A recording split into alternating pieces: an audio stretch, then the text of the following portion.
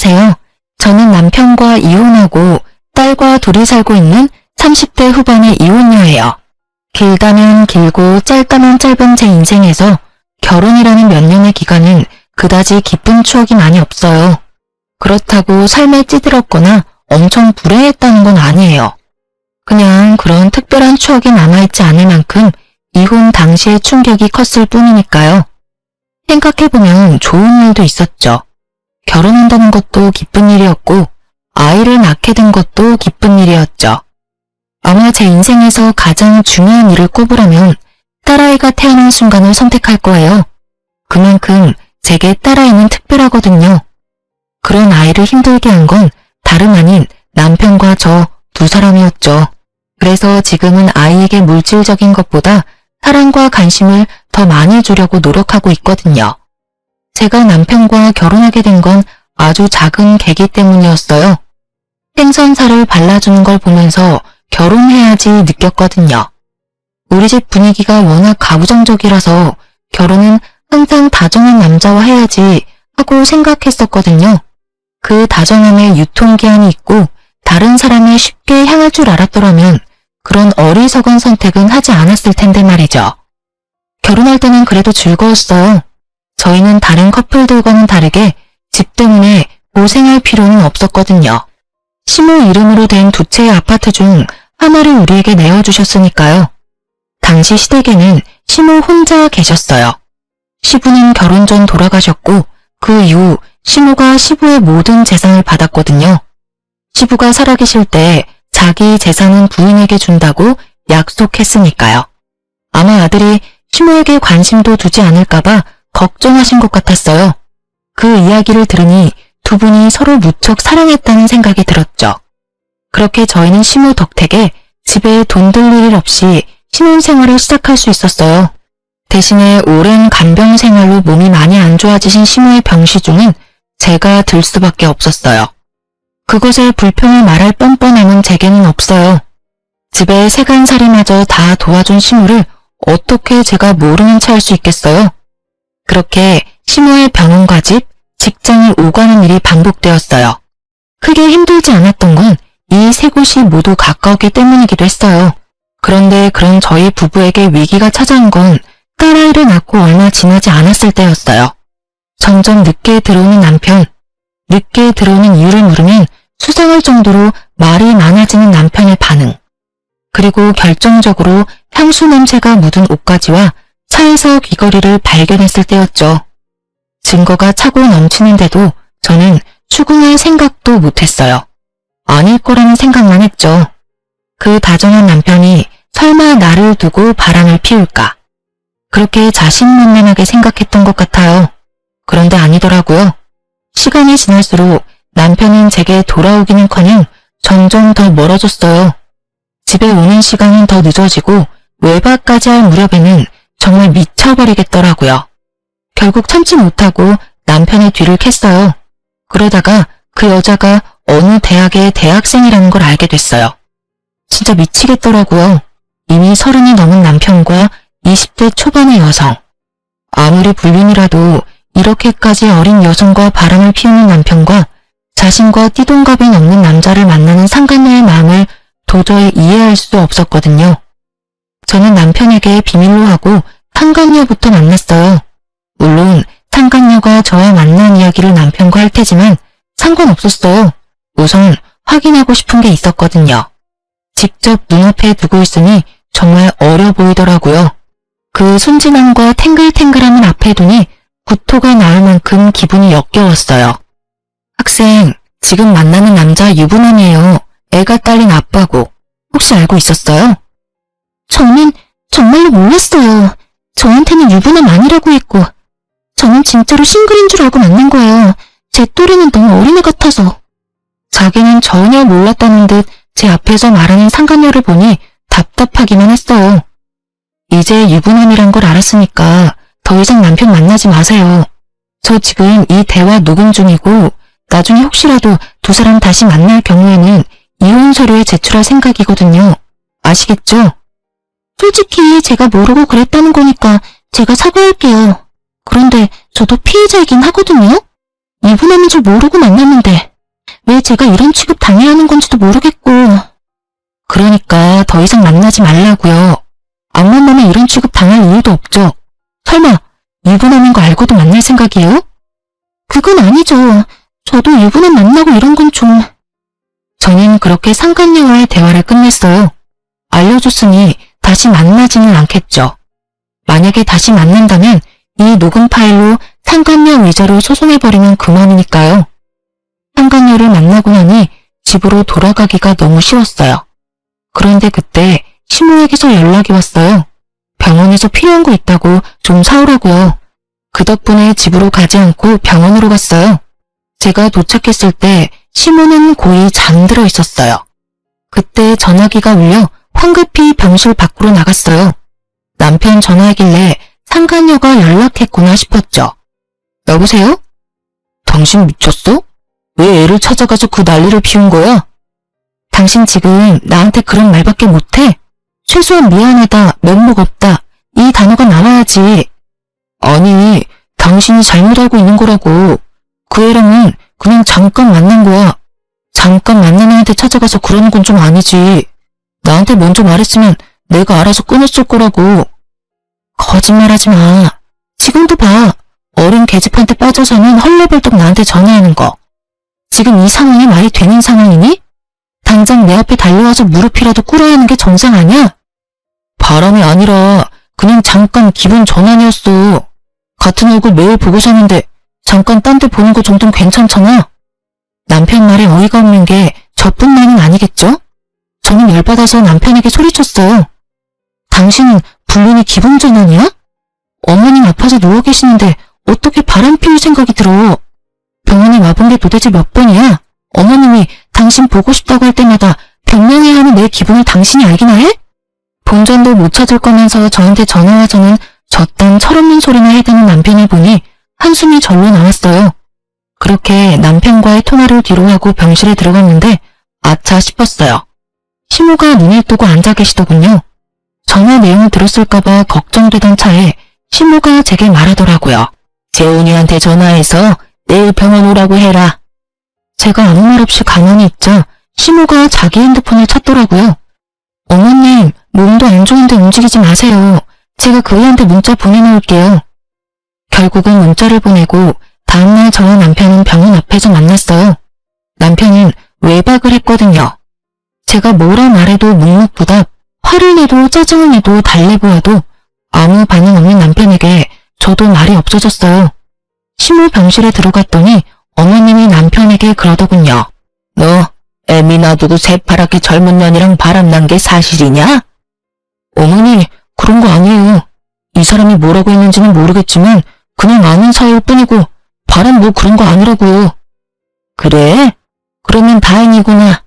네가 만약에 정말 바람이라도 피운 거였으면 내가 부끄러워서 며느리 앞에 얼굴도 못 들 뻔했어. 아들 새끼는 엄마 병원에 쳐넣어놓고는 얼굴 한번 안 비치고 며느리가 늙은 시무 수발을 다 들고 있으니 말이다. 이런 와중에 네가 염치도 없이 바람까지 피면 내가 접시물에 코박고 죽는 게 낫겠지. 안 그러냐? 시무의 말에 남편이 입을 꾹 다물더라고요. 그 말을 들으니 자기 잘못이 더 다가왔나 봐요. 네가 결백하다니까 아무 문제 없겠구나. 내가 내 명의 아파트 2채 중에 너희 살고 있는 집 아파트 명의 며느리 앞으로 해놨다. 둘이 별 문제 없으면 누구 앞으로 해놔도 문제 없겠지. 그렇지? 그 말에 남편이 답답하다는 듯 버럭 소리를 지르더라고요. 어머니, 그 아파트를 왜 남한테 줘? 내가 어머니 아들인데. 며느리가 왜 남이야? 이 병원 간호사가 보면 네가 남이야 이놈아. 아니, 수발 들어준 며느리한테 가지고 있는 집 한 채 못 주도록 하면 내가 부려먹는 거밖에 더 되겠니? 네가 자주 얼굴 비췄으면 이런 일도 없었을 게다. 너도 바람 안 핀다며. 그럼 누가 집 명의자든 상관없을 거 아니야? 둘이 계속 결혼 생활 유지하면 어차피 너일 건데. 그 말에 남편은 또 말을 잃어버렸어요. 맞는 이야기죠. 남편이 외도를 하지 않으면 그 집은 부부의 집이니까요. 그래도 어머니, 그 집이 어떤 집인데? 그 집이 어떤 집인데? 네가 그 집 살 때 돈 못 해줬어? 그것도 아니면 내가 누구한테 주던 신경 꺼. 나는 나한테 성의를 다한 사람 무시하는 정신나간 노인네가 아니야. 엄마가 아파서 오늘 내일 하는데 어린 년이나 만나고 다니는 네가 더 정신이 나갔지. 내가 경고하는데 바람 피우는 것도 걸리면 나머지한테도 며느리 앞으로 돌려놓을 거니까 알아서 해. 결국 남편은 놀랐는지 시모에게 그러더군요. 알았어요. 알았다고. 더 이상 그런 짓 안 할 테니까 제발 그냥 놔두세요. 예? 남편이 나가고 저는 시모와 앉아서 시모에게 말했어요.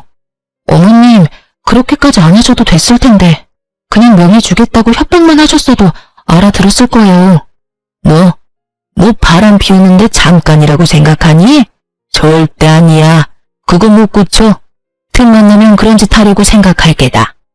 그러니까 이렇게 강하게 나간 거야. 걔 아버지가 그랬거든. 나는 시부 수발 들도록 놔두고 자기는 계집질 열심히 했지. 아무리 혼내도 안 들어. 너한테 그 집 준 것도 다 어릴 때 내 생각나서 그래. 다행히도 남편이 다른 여자한테 집을 준 건 아니어서 집 두 채가 남았지만 말이다. 시모 이야기를 들으니 시모도 힘들었겠다 싶겠더라고요.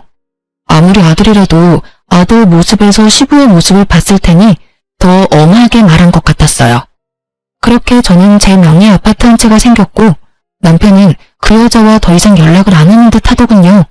집에도 꼬박꼬박 들어왔지만 대화는 거의 단절 수준이었어요. 그래도 저는 이렇게 시간이 좀만 더 지나면 모든 게 정상으로 돌아올 거라고 생각했어요. 물론 제 바람으로 끝나고 말았지만요. 이상하다는 것을 느낀 것은 남편의 불륜 사건으로부터 몇 개월쯤 지나서였어요. 이상하게 젊은 남자가 제게 연락처를 물어오더라고요. 한 명도 아니었어요. 그리고 솔직하게 말해서 착각할 일도 없을 정도로 너무 어린 남자들이라서 신종 사기꾼들인가 싶은 생각이 들었거든요. 연락처를 물어올 때 거절을 했더니 더 끈질기게 따라붙어서 그 다음부터는 제 연락처를 달라고 했어요. 제가 마음 내키지 않는다 하니 이내 자기 연락처를 주고 돌아갔어요. 그렇게 연락처를 모아뒀다가 혹시나 이 사람들이 사기꾼은 아닐까 싶어서 SNS 검색도 했었거든요. 별거 안 나오는 것 같아서 끄려다가 상간녀 생각이 나서 그 전에 알아놓은 상간녀 SNS에 들어가 어떻게 지내는지 확인하려고 했어요. 혹시 지금도 남편을 만나고 있지는 않은지 궁금했거든요. 그런데 남편과 만나는 것 같지는 않은데 그보다 더 이상한 걸 발견했어요. 상간녀 SNS를 타고 가다 보니 제게 연락한 사람들이 다 있더라고요. 이건 뭔가 문제가 있다 싶었어요. 그래서 그 친구들이 상간녀 친구라는 걸 모두 저장해뒀어요.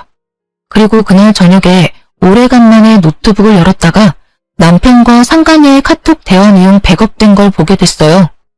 그 파일을 열기 전까지 저는 아직도 두 사람이 만나고 있다는 걸 확인하고 너무 열을 받은 상태였어요.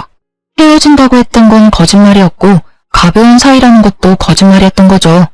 몇 달 동안 저를 속이고 그 상간녀를 만나고 있었으니까요. 저는 이번에야말로 절대로 용서하지 않겠다는 마음으로 파일을 열었어요. 그런데 두 사람이 나눈 내용을 보고는 숨이 멎을 뻔했어요. 저를 유책 배우자로 만들려고 남자를 저한테 계속 보낸 거였어요.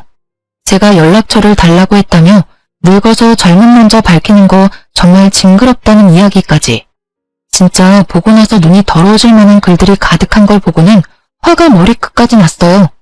게다가 두 사람 대화 내용 중에는 저를 유책 배우자로 만들어 이혼하면 그 집 자기한테 돌아올 거라며 상간녀가 그 집에서 빨리 살고 싶다고 이야기한 내용도 있었어요. 둘이 함께 작당 모의를 한 걸 보고 노트북을 부숴버릴 뻔했거든요. 집어던지고 싶은 걸 겨우 참았어요. 남편은 저와 이혼하고 재혼할 계획까지 다 세워놓은 거였어요. 이렇게 들킬 줄 생각도 못했겠죠.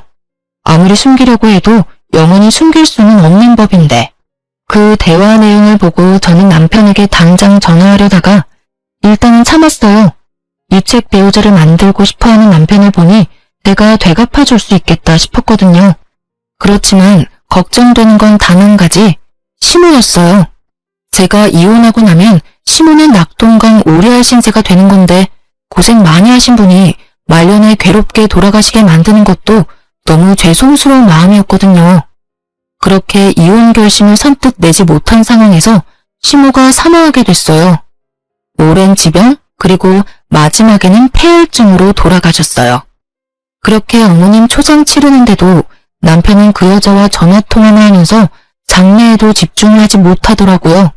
그걸 보니 아, 이제 이혼할 수 있겠구나 하는 마음이 들었어요. 시모의 사망이 확인되고 시모 명의 아파트 한 채는 남편에게 넘어왔어요. 남편은 제가 아직 유책 배우자가 아니라서 그런지 이혼하자는 이야기를 선뜻 꺼내지는 못하더군요. 그래서 빌미를 만들어주기로 했어요. 저는 평소 왕래가 거의 없었지만 어릴 때 꽤 친하게 지냈던 사촌 오빠에게 연락했어요. 오빠는 오랜만에 연락한 저에게 놀라면서도 웃으며 받아줬어요. 웬일이야? 웬일이긴 요새 어머님 돌아가시고 마음이 좀 헛헛해서. 바람 좀 쐬고 싶은데 남편이 많이 바빠. 그러니까 오빠랑 같이 가고 싶은데 괜찮을까? 우리 애도 같이 데리고 가서 인사도 시키고 싶고. 당연히 괜찮지. 우리 가족도 같이 부를까? 아니 미안한데 오빠만 나와줄 수 있어? 언니까지 있으면 좀 미안할 것 같기도 하고. 그래, 알았어. 내가 잘 어울려줄게. 와이프한테는 내가 미리 알려두고. 그렇게 저는 유책 배우자가 되기 위해 열심히 사촌 오빠와 재밌는 시간을 즐겼어요. 팔짱도 끼고 같은 차도 타고. 오빠가 왜 이렇게 들러붙냐며 뭐라 할 때 제가 이야기했거든요. 남편이 나 유책 배우자 만들려고 하는데 일부러 그렇게 만들어주려고 한다고요. 그것 때문에 이혼 이야기를 안 꺼내서 내가 답답하다고 그랬더니 오빠가 그럼 이게 낫겠다며 머리까지 쓰다듬어 줬거든요. 사진 잘 찍히라고 말이에요. 애하고 같이 노는 마치 가족 같은 모습으로 2번 정도 놀고 나니 남편이 집에 와서 아주 당당하게 요구하더라고요. 당신 바람 피워? 아니, 그런 일 없는데? 거짓말하지 마.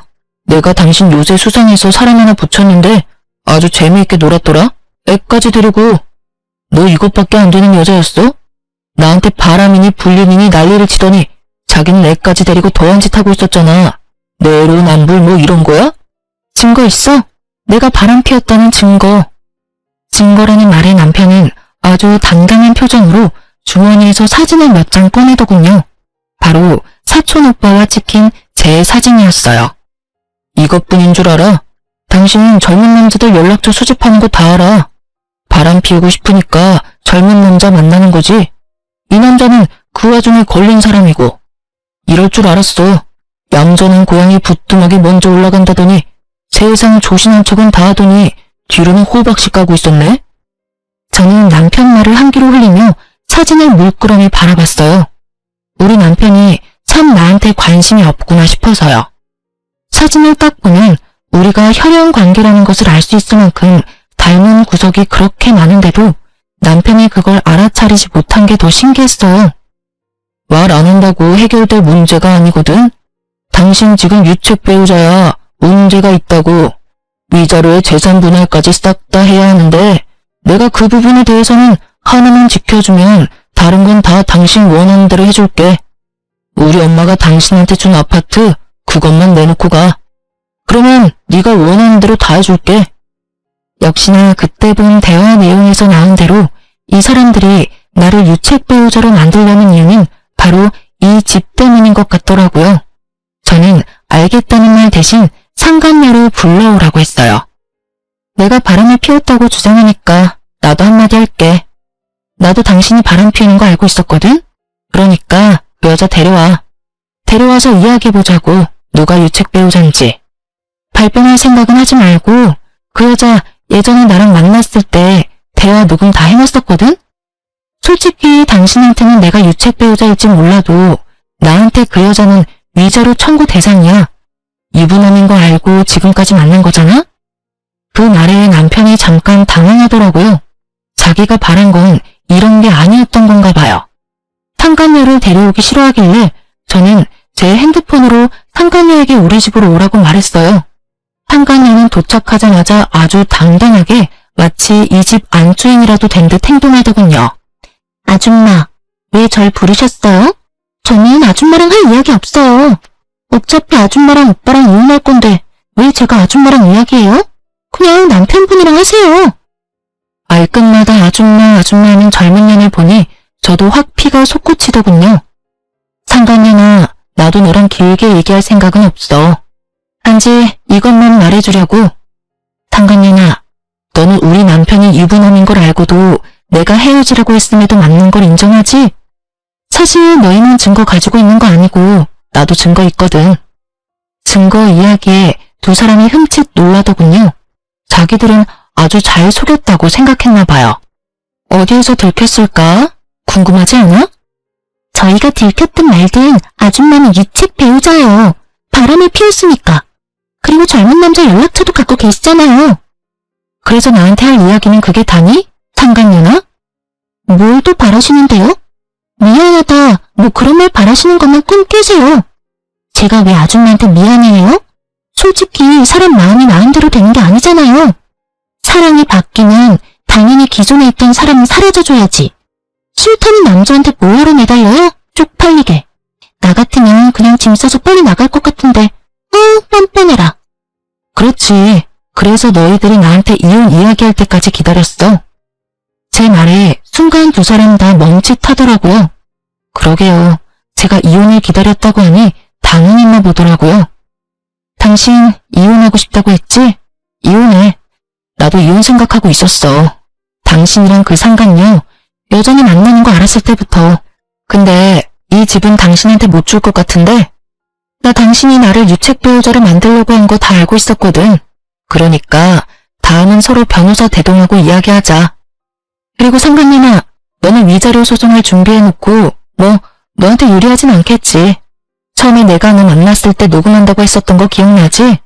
녹음한 거 이야기했고 너는 거부 안 했으니까. 그치? 큰일이야. 증거가 차고 넘쳐서. 제 말에 두 사람이 부들부들 떨더라고요. 그런 두 사람 앞에 이혼 서류를 던졌어요. 그래도 당신이 바람 피운 건 틀림없는 사실이야. 그래, 그것도 잘 이야기해봐. 어떻게 되나. 그 사진 참 잘 찍었네. 나중에 하나 뽑아줘. 가족사진 저장 좀 해놓게. 제 말에 남편이 의아한 표정을 짓더라고요. 그게 무슨 소리야? 무슨 소리긴. 그 사진 속에 있는 남자 우리 가족인데 당신 몰랐어? 딱 봐도 나랑 닮았잖아. 우리 사촌 오빠, 큰아버지 아들. 결혼식도 한번 봤을 텐데 기억 못하겠지. 그럴 수 있어. 나도 당신 가족들 다 기억 못하는데 뭘. 그러니까 민망하게 생각 안 해도 돼. 거짓말로 위기 모면할 생각하지 마요. 가족이면 증거 보여봐요. 바람 피워놓고 그렇게 빠져나가는 건 아니죠? 그럼 사촌 오빠 불러서 확인해 볼래? 좋아. 그럼 내일 유전자 검사하는 곳에서 봐. 너희들 눈앞에서 유전자 검사해서 혈연인지 아닌지 확인해 줄 테니까. 남편은 제 말이 거짓말이라고 생각했는지 이혼 소송을 그대로 진행하더군요. 저는 차라리 잘 됐다 싶었어요. 시간이 좀 없긴 했거든요. 결국 유전자 검사하는 곳에서 모인 우리는 상관녀가 동영상까지 찍어가며 증거 영상으로 남기면서 가족 확인 검사를 했어요. 그리고 서류 받을 집 주소는 우리 집과 남편 회사로 했죠. 그렇게 몇 주 지나고 서류가 나왔는데 당연히 혈연 관계가 입증됐어요. 남편은 그날 저녁 집에 들어오지 않았어요. 분명히 상관녀와 이에 대한 이야기를 하며 대책을 세우고 있겠죠. 저는 마음이 다 편안했어요. 그리고 그 다음날 이혼 전문 변호사 만나서 남편과 상관녀의 행각을 모조리 털어놨죠. 변호사를 만난 날 저녁에 상관녀와 남편이 집에 왔더군요. 가족이라 하더라도 당신이 남자 만나려고 했다는 증거는 있어. 우리는 그걸로 당신이 가정에 소홀했다고 할 거야. 그건 발뺌 못해. 다 증거가 있거든. 그래? 나도 증거 있는데 참 신기하네. 사실 나는 벌써 그 증거도 오늘 변호사한테 제출하고 온 길이야. 무슨 증거인지 알려줄까? 상관녀가 불안한 얼굴을 했어요. 당연하죠. 여태까지 자신들이 한 계획들이 모조리 다 틀어져 버렸으니까요. 저는 제가 받은 연락처와 함께 그 연락처의 주인공들이 상관녀의 친구라는 것을 알 수 있는 SNS 사진을 보여줬어요. 이 나이에 젊은 남자들한테 연락받아서 신종 사기인가 싶어서 찾아봤어. 그런데 그 사람들 사기가 아니라 누군가한테 고용된 사람들이었나 보더라고. 이런 짓까지 하면서 나랑 이혼하고 싶었어? 그럼 차라리 이혼하자고 당당하게 말했어야지. 좋아하는 여자가 생겼다고 이혼하고 정정당당하게 재산 분할해서 헤어진다는 선택지는 어디다 갖다 버렸어? 진짜 당신들 인간 이하인 거 알기는 해? 결국 참다 폭발한 제가 소리를 질렀어요. 이쯤 되면 미안하다 우리가 잘못했다 할 줄 알았는데 절대 그런 소리 안 하더군요. 입에 지퍼라도 달아놓은 것처럼요. 그래서 제가 폭발해버린 거죠. 유책 배우자 만들어서 내보내면 이 집이 당신 소유가 될 줄 알았어? 근데 어쩌나? 유책 배우자 만들려고 했던 게 뭐이고 그런 사실조차도 없는데 말이지. 나는 당신 외박한 사실, 상간녀 만난 거, 나를 유책 배우자로 만들려고 했다는 것 다 용서 못해. 소송하면 당신한테 유리할 줄 알았지? 천만에. 내가 더 유리하거든? 당신은 유책 배우자의 육아 방임까지 했어. 게다가 수발도 나한테 전임시키고 열심히 상간녀 만났지. 그 증거들도 다 있으니까 어디 해봐. 열심히 이혼소송 해보라고.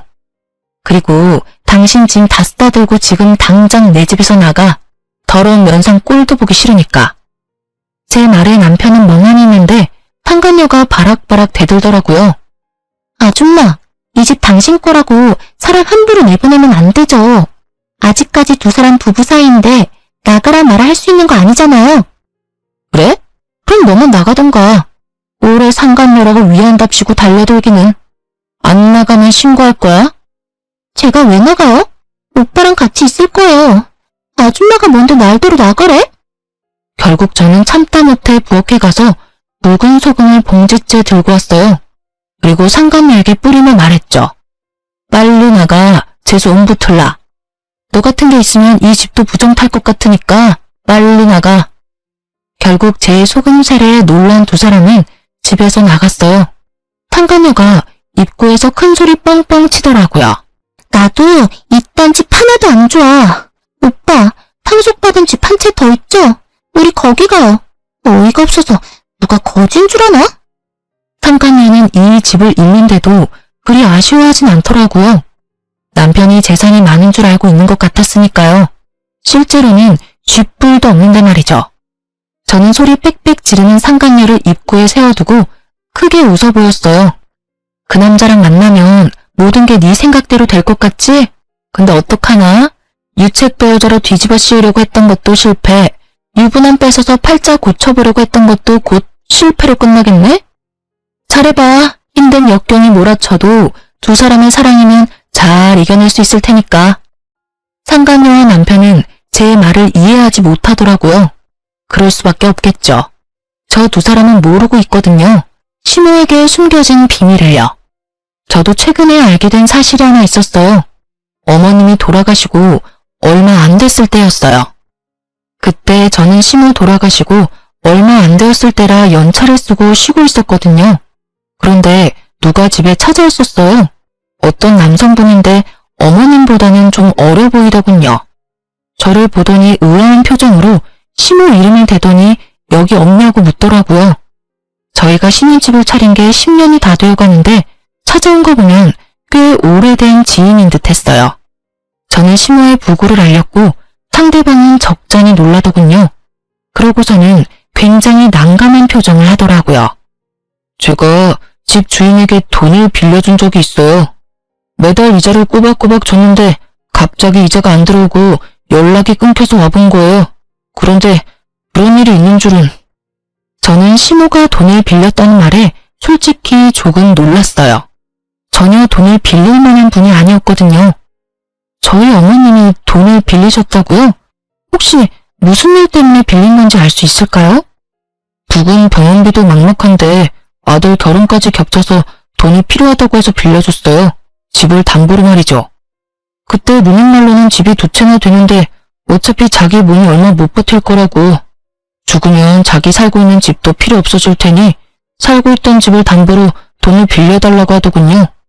담보 물건 주소는 여기가 아니긴 한데 거기 가봐도 인기척이 없어서 여기로 와봤어요. 저는 순간 소름이 쫙 끼쳤죠.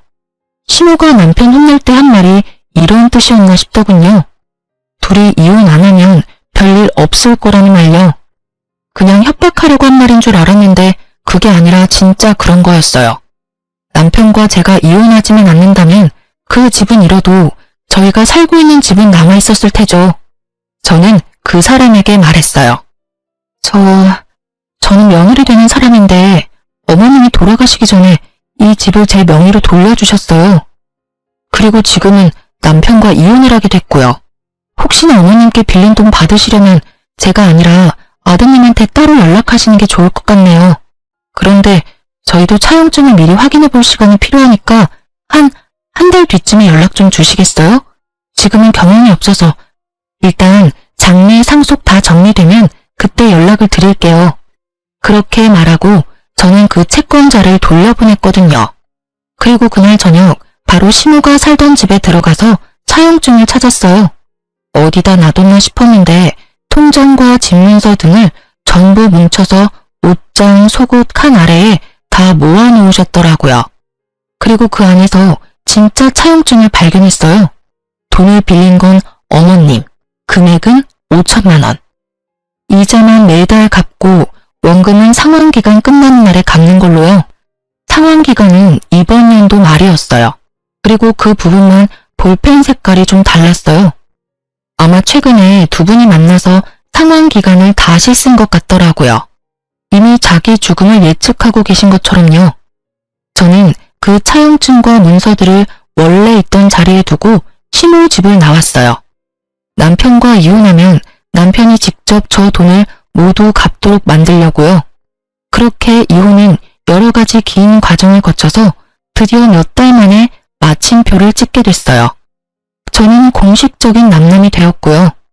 딸의 친권과 양육권은 제가 가지게 되었고 집도 지켰죠. 남편은 되지도 않은 술수를 쓴 것 때문에 오히려 제게 더 많은 걸 지불해야 했어요. 그리고 저는 시모의 채권자에게 연락을 해서 남편과 이혼을 했으니 앞으로는 그 집 상속받은 남편에게 연락하라고 했어요. 그 뒤로 얼마 지나지 않아 남편에게 연락이 오더군요. 당신 어머니 집에 있는 이 차용증 뭐야? 당신이 거기 놔두고 간 거야? 당신이 상속받았는데 당신이 알겠지. 그걸 왜 남인 나한테 물어? 우리 이혼해서 이제 남남이잖아. 그런 일은 혼자서 알아서 처리해야지. 잔소리 그만하고 무슨 일인지 당신 아는 거 없어? 이게 왜 여기 있는지 어머님이랑 친했으니까 알 거 아냐. 자식이 돼서는 어머니에 대해 아는 게 하나도 없는 게 불효라면 불효일지도 모른다고 생각했어요. 자주 만났다면 그걸 모를 일이 없었겠죠. 뭐 시모가 꼭꼭 숨기긴 했지만 어머님이 돈 빌리셨대. 그 집 담보로. 얼마 전에 그 돈 받으러 채권자가 집에 왔었어. 뭐? 그럼 나한테 먼저 말했어야 할 거 아니야. 너 설마 나한테 일부러 이거 숨겼어? 일부러 숨기고 말고 할 것도 없이 당신이 집에 안 들어왔잖아. 게다가 내 말 들은 적이라도 있어? 전부 다 당신 할 말만 하고 나가버렸지. 내가 이야기할 틈이라도 줬니? 어이가 없어서. 그리고 내 엄마가 돌아가신 게 아니라 당신 어머니가 돌아가셨어. 그러면 유품 정리는 당신이 해야 하는 거 아니야? 그것마저 와이프한테 다 맡기니 그런 것도 모르지. 제 말에 전 남편이 이를 갈더라고요. 뭐라 대꾸하고 싶은데 제 말에 틀린 말이 있어야 말이죠. 그분이 하는 말이 어머님이 자기 죽으면 그 집 팔아서 나온 돈으로 빚 갚는다고 했대. 그러니까 당신이 그 집 팔아서 상환하던지 아니면 5천만 원을 자력으로 마련하고 그 집을 살리던지 그건 당신이 알아서 해. 사랑하는 상간녀가 당신이랑 같이 있는데 뭐가 문제겠어? 그렇지? 제 말에 핸드폰 너머 전 남편의 한숨 소리만 들리더군요. 이걸 미리 알았다면 이 남자가 저와 이혼을 했을까요? 절대 이혼 얘기 안 꺼냈겠죠. 저라도 있어야 어머님 빌린 돈을 어떻게든 적은 돈 들여 갚을 수 있었을 테니까요.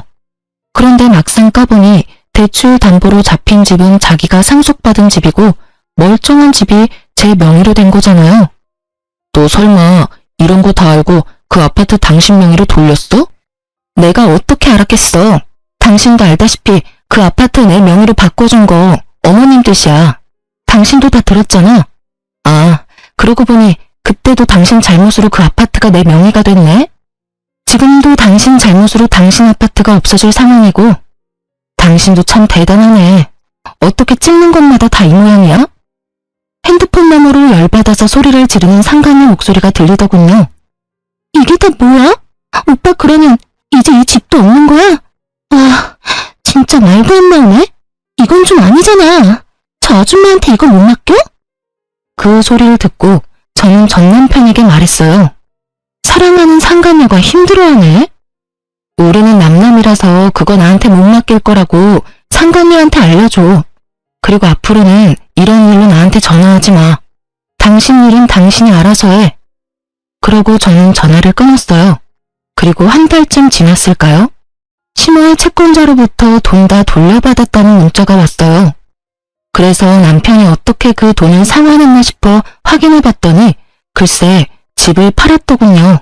상간녀가 그 집을 팔기를 원하지 않았을 텐데 어떻게 잘 팔았구나 싶었는데 팔고서는 그 차액으로 전세를 들어간 게 아니라 월세를 빌려 들어갔다고 하더군요. 이상했어요. 못해도 억은 넘는 집 팔고 5천만 원 갚고 나면 돈이 남을 텐데 그 돈이 다 어디로 갔냐 그 말이죠. 남편은 2달 뒤에 제게 찾아왔더군요. 그러고는 제발 용서해달라며 무릎부터 꿇었어요. 아파트 현관 입구에서 그러는 게 너무 남보기 부끄러워 어쩔 수 없이 집 안으로 들였더니 집안을 쭉 둘러보고는 시무룩해지더군요. 자기 흔적이 다 사라져서 그랬던 것 같은데 어쩌라고요. 이제는 딸이랑 둘만 사는 집인데. 여기 왜 왔어? 당신 이미 이혼했고 남남이야. 애가 보고 싶으면 면접 교섭권 써서 밖에서 만나던지. 미안해. 여보, 당신 없이 사는 거 너무 힘들어. 나한테는 당신이 필요하다는 걸 이제야 깨달았어. 그러니까 제발 딸이랑 같이 내 곁에 돌아와주면 안 될까? 무슨 귀신 씨나를 까먹는 소리야. 실없는 소리 할 거면 집에 가. 어이가 없어서. 젊은 여자 쫓아서 이혼하자고 한 건 당신이야. 그런 일을 당하고도 널 받아주면 내가 여기 왜 있어? 절에 가서 비구니가 되던지 성당 가서 수녀님을 했겠지. 난 그렇게 이해심 많은 여자가 아니야. 그러니까 제발 헛소리 좀 그만해. 나 그 집 팔고 남은 돈 그 여자한테 다 뺏겼어. 내가 그 집 팔고 나가야 한다고 했더니 이상하게 조용하더라고. 그래도 돈부터 갚아야 해서 집을 팔고 전세 계약하려고 했는데 걔가 전세 계약금으로 뒀던 돈 다 들고 날랐어. 나는 빈털터리로 급한 김에 월세방 얻어서 살고 그래서 그게 우리 집에 올 이유가 되긴 해. 당신이 나 싫다고 떠나갔으면 그 여자를 찾아다녔어야지. 찾았는데 남자가 있었더라고. 나 만나는 동안에도 계속 친구라면서 만나던 친구 있었어. 그런데 둘이 동거하고 있더라고. 집에 있는 거 분명히 아는데 나오지도 않고 그 남자만 내보내서 말 시키고 그 남자가 하는 말에 충격받아서 집에 돌아왔어. 뭐라고 하던데? 둘 사이에 애라도 생겼니? 그게 아니라 돈도 없는 게 젊은 여자는 왜 찾냐고 모욕적인 말을 하더라고. 그 이야기 듣고 완전 열받아서 거기에 한바탕 난리 피워주고 그렇게 집에 왔어.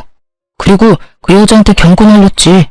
돈 안 돌려주면 혼인빙자 사기로 신고할 거라고 했더니 겨우 반쯤 돌려주더라. 나머지는 또 어떻게 받아야 할지 걱정이야. 그 이야기를 듣는데 웃음이 나더라고요. 둘 다 참 저한테 한 집보다 더 크게 당했더라고요. 그렇게 좋아 죽고 못 살더니 결국에는 서로를 향해 칼끝을 들이대는 사이가 됐으니 알아서 걱정해. 난 그런 사실 알고 싶지도 않고 관심도 없어. 그리고 나 늙을 만큼 늙었거든? 당신 취향의 젊은 여자나 계속 찾아봐. 늙어빠진 아줌마 찾아오지 말고. 저는 그렇게 말하며 헛소리 실실 해대는 전 남편을 집에서 내쫓아버렸어요. 집에서 내보내고는 한참을 웃었어요. 아까 웃지 못한 것까지 앞에서 펑펑 웃었죠. 어떻게 웃지 않을 수가 있겠어요? 그렇게 호되게 당한 전 남편과 상간녀를 보니 너무 고소해서 실소가 터져 나오더라고요. 그렇게 저와 전 남편의 인연은 그렇게 뚝 끊어졌답니다. 그 뒤로 연락 한 번 오지 않았으니까요. 솔직히 딸아이 생각하면 남편의 존재가 아쉽기도 하지만 딸아이는 아빠라는 존재에 대해 그다지 관심 자체가 없더라고요. 나중에 혹시 애 정서에 문제가 있는 게 아닐지 걱정되어서 진지하게 물어봤는데 아무 느낌이 없는 건 아니라고 하더군요. 다만 자기가 원하는 건 다정하고 좋은 아빠인데 아빠가 젊은 여자랑 바람나서 모든 걸 잃고 망한 아빠라는 걸 알고 나서는 그냥 너무 한심해서 관심이 없어지더랍니다.